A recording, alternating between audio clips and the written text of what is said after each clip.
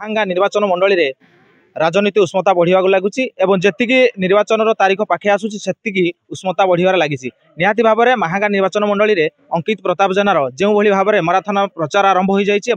प्रार्थी मैंने जो भाव में निज निजर प्रचार प्रसार आरंभ कर कैंपेनिंग कर भोट भिक्षा कर लोक सहित मिशुंट अंटा भिड़ुंट माँ मैंने अंकित प्रताप जेना को क्यों भाव एथर महांगा निर्वाचन मंडली विधायक भाव देखिए निहाती भाव में आम सहित जो भाई भोटर जोड़ी होती सहित सीधा सड़क आम आलोचना करवा कौन केमती स्थिति रही महांगा निर्वाचन मंडली आज्ञा कौन कहे मु जड़े 60 वर्ष लोक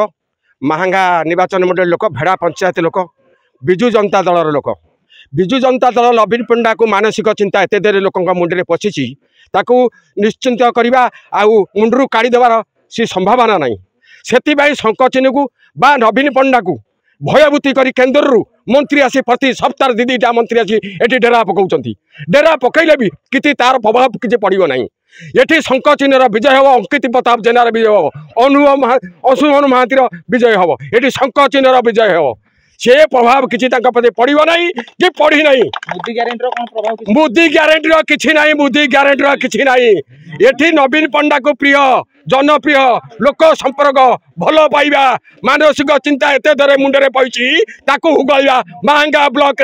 ऑल ओडिशा रे कई हुगली पारे ना आज 117 12 14 सीट नहीं आज 130 सीट नवा से चाहते 130 सीट ने आज 12 MP नहीं आज 18 MP ने आज देखईदे धर्मधर प्रधान आज संबलपुर में कौन प्रचार कर गोटा बचकानी छिड़ा केते भोट हराऊँ से निजे अनुभव करेंगे केन्द्र मंत्री आसी कौन डेरा पकाउं कौन प्रभाव पकाउं जनता बुझे से कथा शंकचिन्ह को भय कर नवीन बाबू को भय कर अंकित जेना को भय कर अंशुमन महांती के भय कर आज महांगा माटी की ओडिशा अनैछि ओडिशा शंकचिन्ह जय जगन्नाथ शंकचिन्ह जय जगन्नाथ शंकचिन्ह जय जगन्नाथ विरोधी दल पैसा देकी भोट किणबे बोली